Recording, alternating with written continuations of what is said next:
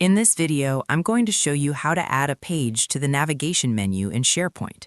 This is useful if you want to make important pages easier to find for your team or organization. Let's go ahead and get started.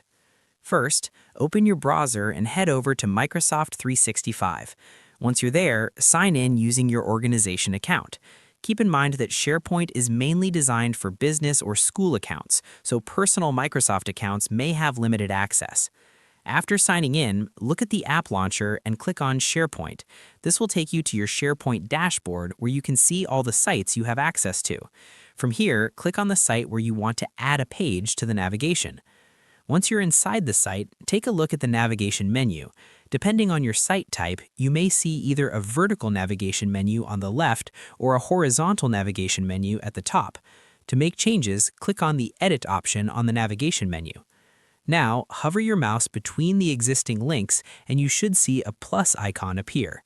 Click on that plus icon to add a new navigation item. A panel will open where you can choose what you want to add.